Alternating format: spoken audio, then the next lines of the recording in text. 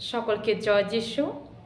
ভিডিওটি শুরু করার আগে আমরা স্ক্রিনে একটি ভিডিও দেখব। देखना चाहता हूँ।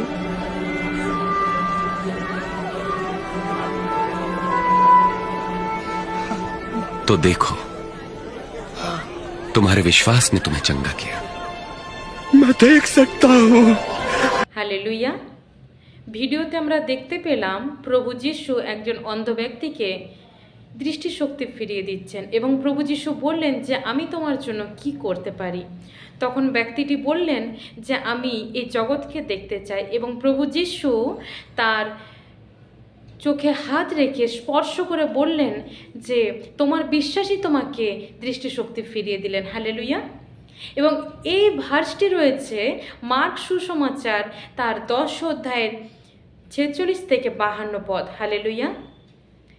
এখানে বলা হয়েছে যে একজন অন্ধ ব্যক্তি যার নাম ছিল অন্ধ বরতিময়, তিনি পথের পাশে বসে ভিক্ষা করছিলেন এবং তিনি শুনেছিলেন যে প্রভু যিশু সেই পথ হয়ে হেঁটে যাবেন। এবং যখন তিনি বুঝতে পারলেন যে প্রভু যিশু অলরেডি আসছেন এবং সে পথ দিয়ে পেরিয়ে যাচ্ছেন, তিনি তখন চিৎকার করে বললেন, হে যিশু, দাউদ সন্তান, আমার প্রতি দয়া করুন। এবং প্রভু যিশু যখন শুনলেন না, তখন অন্ধ বরতিময় আরও চিৎকার করে বললেন, হে যিশু, দাউদ সন্তান, আমার প্রতি দয়া করুন।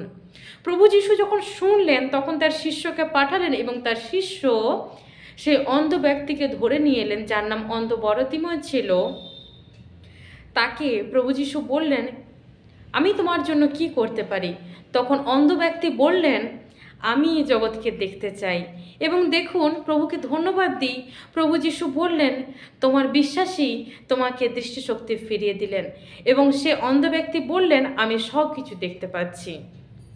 এর দ্বারাই ঈশ্বর বোঝাতে চাইলেন, আজকে অনেক সন্তানেরা আছে যারা জেগেও ঘুমিয়ে রয়েছে।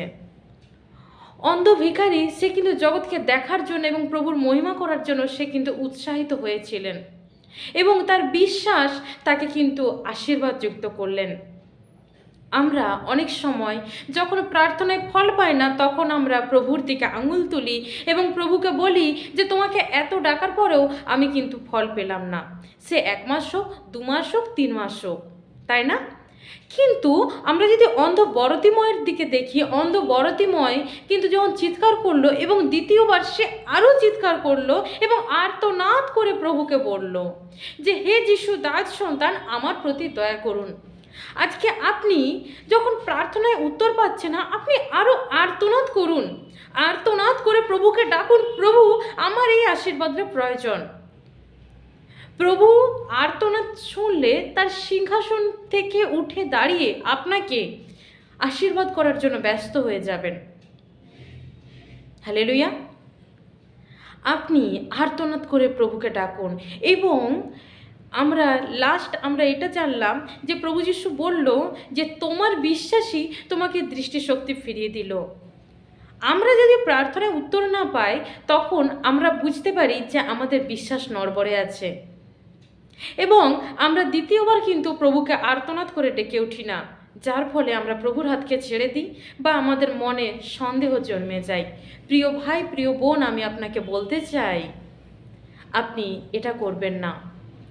কারণ আপনি যখন আর্তনাদ করে প্রভুকে ডাকবেন, প্রভু তার সিংহাসনকে ছেড়ে আপনার জন্য আশীর্বাদকে করার জন্য ব্যস্ত হয়ে পড়বেন। হালেলুয়া।